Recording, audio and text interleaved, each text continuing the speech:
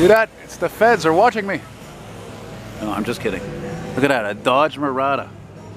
It's actually amazing I've seen as many of these cars I have over the last few years, because I guess people, like so many cars, even back then when they were new, they were rare. And people knew that, even over just a few years. They're like, you know what, so they thought, hey, you know what, I'm going to hang on to this car and preserve it, not drive it much like this, because, you know, they were even maybe rarer than the Cordoba, because the Cordoba was exactly the same, except for the front, you know, was a little more squared off, and you know, the grille was more enhanced, and, you know, stuff like that.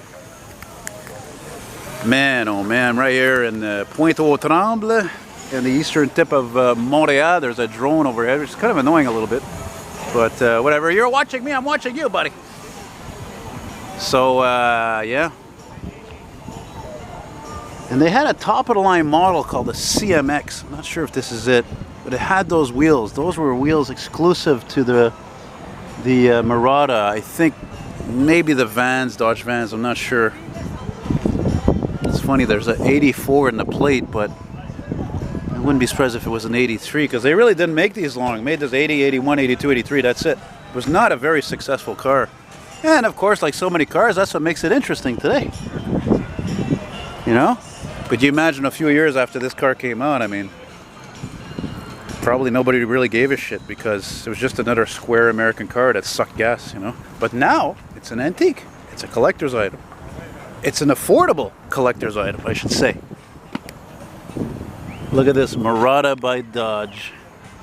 Or as the Spanish call it, Dodgy.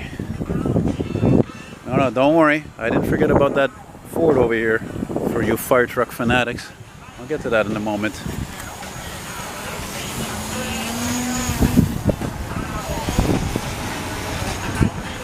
That was a nice 70s styling touch that was carried over into the early 80s, was these, you know, like that, people call that the greenhouse look, you know, especially on the 70s, mid-70s Caprices and Impalas, you know, windows there, window here.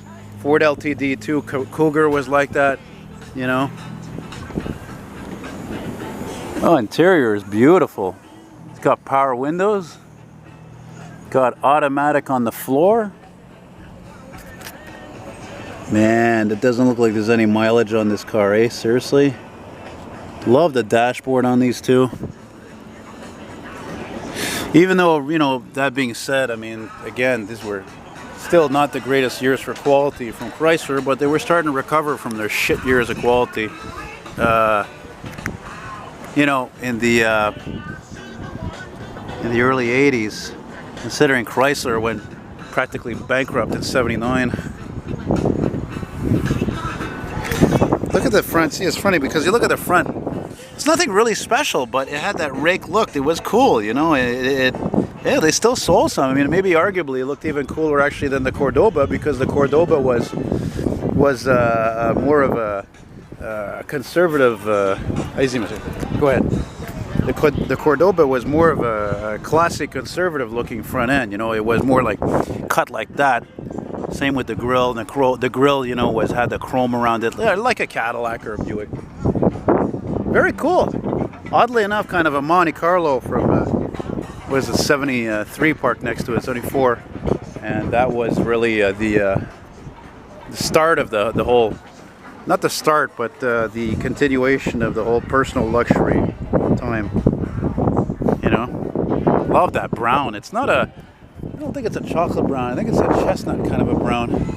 Man, that is what a gorgeous automobile.